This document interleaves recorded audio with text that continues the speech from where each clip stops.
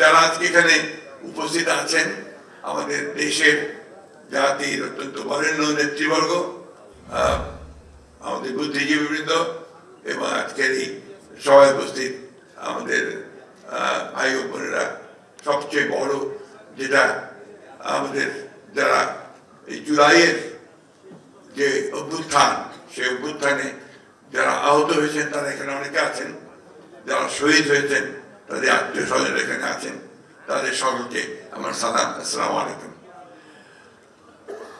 বিষয়টা এতই গুরুত্বপূর্ণ যে আমি আসলে এত স্বল্প সময়ের মধ্যে এটা আমার কথাগুলো বলা, সেই সঙ্গে অন্যদের কথাগুলো শোনা, এটা বোধহয় আমার পক্ষে সম্ভব হচ্ছে না। সেই জন্য আমার নিজেরই আমি অত্যন্ত দুঃখিত বোধ করছি।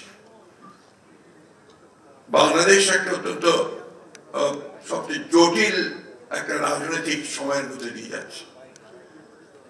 এই সময়টার মধ্যে আমাদের যে কাজটা আমাদের পড়েছে, সে কাজটা হচ্ছে ভবিষ্যতের বাংলাদেশকে আমরা যেন আমাদের স্বপ্নের মতো করে দেখতে পারি, সেই বিষয়টাকে কতটা স্থির করা যায়, নির্ধারণ করা যায়। আজকে যে প্রশ্নগুলো সামনে এসছে, আমি খুব সংক্ষেপে চলে আসছি সামনের দিকেই। প্রশ্ন এসছে যে আপনার ঐক্য এরা যেটা নির্ধারণ করেছেন, সংস্কার, নির্বাচন। আজকে 53 বছর পরে, এটা আমাদের দুর্ভাগ্যজনক হবে যে 53 বছর পরে আজকে আমাদেরকে এই বিষয়গুলো নিয়ে আলোচনা করতে হচ্ছে। আমাদের খুব ভালো হতো যদি আমরা প্রথম থেকেই এই বিষয়গুলো নিয়ে কাজ করে একটা জায়গায় এসে পৌঁছাতে পারতাম। আমরা এই ফ্যাসিবাদের বিরুদ্ধে 1912 সাল থেকে আমি আমাদের দল থেকে বলতে পারি, যারা রাজনৈতিক নেতৃবর্গ আছেন, আমরা কিন্তু সংগ্রাম শুরু করেছি, তাদের বিরুদ্ধে আমরা অবস্থান নিয়েছি। সেই সময়ে আমাদের অনেক রাজনৈতিক নেতাকে হত্যা করা হয়েছে, অনেক রাজনৈতিক নেতাদেরকে পঙ্গু করা হয়েছে, কারাগারে দেওয়া হয়েছে, এবং দীর্ঘ বছরগুলো ধরে আমরা যারা ফ্যাসিবাদের বিরুদ্ধে সংগ্রাম করছিলাম, আমরা কিন্তু সেই লড়াইটা করছি। আমার দলের কথা আমি বলতে পারি, যেটা আমার বলা উচিত বলে মনে করি, সেটা হচ্ছে আমাদের দলেই আমার 60 লক্ষ মানুষের বিরুদ্ধে মিথ্যে মামলা রয়েছে। আমাদের 700-র উপরে নেতা কর্মীকে গুম করে দেওয়া হয়েছে, প্রায় 20,000-এর উপরে বেশি মানুষকে আপনার হত্যা করা হয়েছে। আয়না ঘরের কথা আপনারা সবাই জানেন। ফাঁসি দেওয়া হয়েছে বিশিষ্ট রাজনৈতিক নেতৃবর্গকে। এই একটা অবস্থার প্রেক্ষিতে আমরা কিন্তু কখনো থেমে থাকিনি। আজকে যে কথাটা হচ্ছে সোচ্চার হওয়া, সেই সোচ্চার আমরা প্রথম থেকেই থাকার চেষ্টা করেছি। তখন আমরা অনেককে আমাদের সাথে পাইনি, এখন আমরা তাদেরকে সামনে দেখছি, আমাদের খুব ভালো লাগছে, আমরা আরো বেশি অনুপ্রাণিত বোধ করছি। সংস্কার ব্যাপারটা আমরা অত্যন্ত আন্তরিক। আপনাদের অনেকেই জানা থাকবে, যারা রাজনীতির সঙ্গে জড়িত আছেন, যে 2016 সালে আমাদের দলের চেয়ারপারসন দেশনেত্রী বেগম খালেদা জিয়া, তিনি ভিশন 2030 একটা আমরা একটা ডকুমেন্ট বের করেছিলাম, যেখানে রাজনৈতিক সংস্কারের কথা খুব পরিষ্কার করে উল্লেখ করা ছিল, এবং যে বিষয়গুলো আমরা পরিবর্তন আনতে চাই সেই বিষয়গুলোর কথা আমরা উল্লেখ করেছিলাম। সেখানেই আজকে যে বিষয়টা একদম সামনে চলে এসছে, যে আপনার প্রধানমন্ত্রী এবং প্রেসিডেন্টের যে ক্ষমতা, তার ভারসাম্য রক্ষা করা, এক ব্যক্তি যেন 2 বার আসতে না পারেন প্রধানমন্ত্রী হিসেবে, সে বিষয়টাকে নিশ্চিত করা, এবং একই সঙ্গে আপনার যে 2 কক্ষ বিশিষ্ট পার্লামেন্ট, এইটা কিন্তু তখনই, অর্থাৎ 2016 সালেই আমরা কিন্তু এই বক্তব্যটা নিয়ে এসেছিলাম। আমরা এটা আলোচনার জন্য দিয়েছিলাম, জনগণের সামনে পেশ করেছিলাম। পরবর্তীতে 2022 সালে আমি তখন জেলে চলে গেলাম, বেশ অনেকেই জেলে গেলাম। সে মনে থাকার কথা, গোলাপবাগে একটা জনসভার মধ্যে দিয়ে আমরা প্রথমে 10 দফা, পরে সমস্ত রাজনৈতিক দলগুলো আপনারা সেটাকে সমর্থন করার পরে সমস্ত রাজনৈতিক দলগুলোর সঙ্গে যারা ফ্যাসিবাদের বিরুদ্ধে আমরা আন্দোলন করছিলাম, তারা আমরা কিন্তু একসাথে আলোচনার মাধ্যমে আমরা 31 দফা আমরা একটা কর্মসূচি, সংস্কারের কর্মসূচি আমরা নির্ধারণ করি। এখানে মান্না আছেন, বিলাস সাকি আছেন, আমার অন্যান্য রাজনৈতিক বন্ধুরা আছেন, তাদের সঙ্গে আলোচনা করেই দীর্ঘ 2 বছর আমরা এগুলোর আলোচনা করেছি। আমাদের যারা প্রখ্যাত এই বিষয়গুলোতে আপনার বিশেষজ্ঞ, তাদের সঙ্গে কথা বলা হয়েছে, বারবার বসেছি। ডক্টর আলী রিয়াজ আছেন, তার সঙ্গেও কথা হয়েছে, অনেকের সঙ্গে তখন আমরা এই কথাগুলো বলেছি, আলোচনা করে নির্ধারণ করেছি। সুতরাং সংস্কার পক্ষে আমরা প্রথম থেকে। দুর্ভাগ্য আমাদের এখন কিছু কিছু বক্তব্য আসছে যে বিএনপি সংস্কার চায় না, নির্বাচন চায়। এই কথাটা সঠিক নয়। আমরা বারবার করে বলছি যে আমরা প্রয়োজনীয় সংস্কারটাকে শেষ করতে, ন্যূনতম যে সংস্কার প্রয়োজন একটা নির্বাচন করার জন্য, গ্রহণযোগ্য নির্বাচন করার জন্য, সেই সংস্কারটুকু করে আমরা নির্বাচনে যেতে চাই। আমরা নির্বাচনের কথা বলছি কেন? এই কথা ডক্টর রিয়াজ বলেছেন, সবাই বলছেন, আর এটা বাস্তব যে গণতান্ত্রিক একটা ব্যবস্থায় যাওয়ার জন্য নির্বাচন হচ্ছে প্রধান ফটক, প্রধান দরজা, গেটওয়ে টু ডেমোক্রেসি। আমার কাছে মনে হয় যে আমাদের প্রধান সমস্যাটা কোথায়? আমাদের প্রধান সমস্যা যে এই দেশে গণতান্ত্রিক চর্চাই হয়নি, এখানে সংস্কৃতি গড়ে ওঠেনি।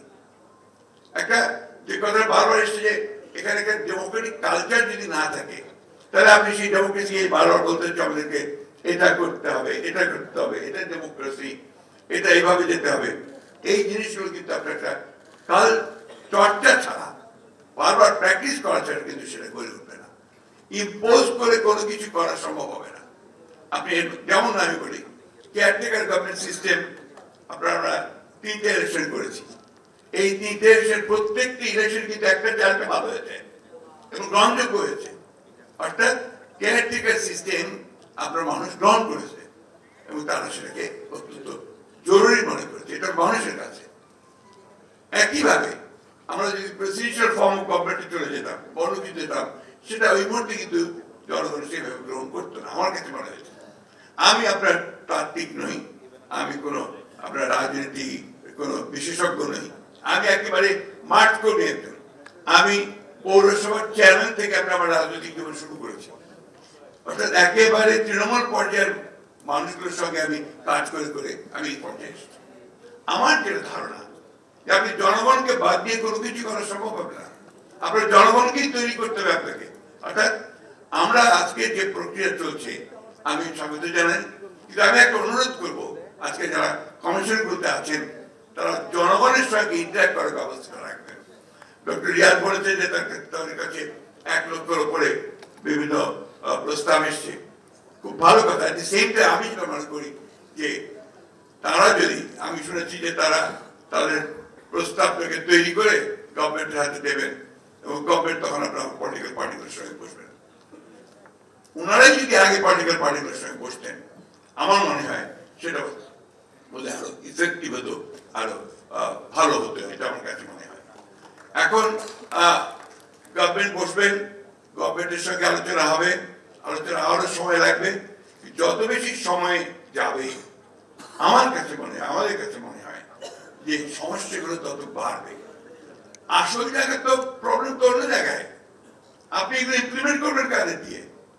আপনার প্রশাসন, গভর্নমেন্ট মেশিনারি, সেই গভর্নমেন্ট মেশিনারি তো পুরোপুরি ভাবে এখনো ফ্যাসিবাদের আপনার মধ্যে আছে। এতটুকু পরিবর্তন হয়েছে।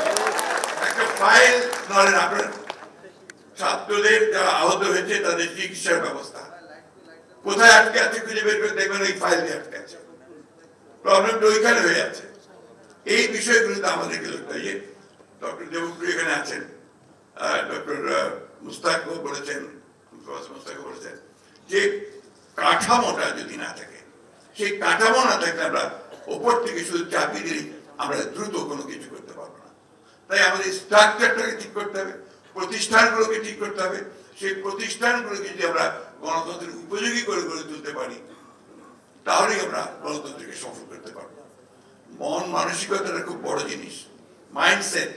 আমার তো মাইন্ডসেটই হয়েছে যে কথাটা কিছুক্ষণ আগে ডক্টর মুস্তাক বলেছেন, আমার খুব ভালো লেগেছে যে একটা বন্দোবস্ত তো ছিল, টাকা দেবো, কাজ করিয়ে নেবো, ভালো, সমস্যা নেই। এখন তো আপনি অন্য সিস্টেমে যাচ্ছেন, তো সেই মাইন্ডসেটটা তো তৈরি করতে হবে। ওই তৈরি করার জন্য আপনার চর্চা দরকার।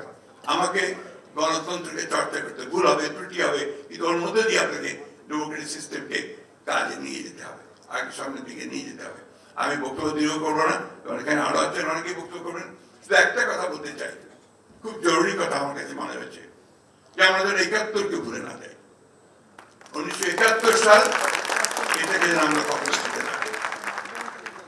আমরা যেন এই যে তারপরে ধারাবাহিক গণতন্ত্রের যে সংগ্রাম, লড়াই ৭১-এর পর থেকে, সেই সংগ্রাম প্রত্যেকেই আমাদের মনে রাখা দরকার। এবং সেই লড়াইয়ের মধ্যে দিয়ে আজকে আমরা ছাত্রদের ত্যাগের মধ্যে দিয়ে, তাদের আত্মত্যাগের মধ্যে দিয়ে আজকে আমরা এই জায়গায় এসে বসতে। সুতরাং আমরা আপনাদেরকে এটুকু নিশ্চয়তা দিতে পারি, বলতে পারি যে আমাদের দলের পক্ষ থেকে আমরা সবসময়ই গণতন্ত্রের সংস্কারের পক্ষে, অর্থাৎ গণতন্ত্রের প্রয়োজনীয় সংস্কার তার আমরা পক্ষে, তার জন্য আমরা কাজ করব, করেছি, করব ভবিষ্যতে। একই সঙ্গে আমরা মনে করি যে জনগণকে বাদ দিয়ে কোনো কিছু করে উপর থেকে আমরা চাপিয়ে দিয়ে কোনো কিছু করা যাবে না। সুতরাং আমরা সকলকে সঙ্গে নিয়ে সেই কাজগুলো করব। ধন্যবাদ সকল।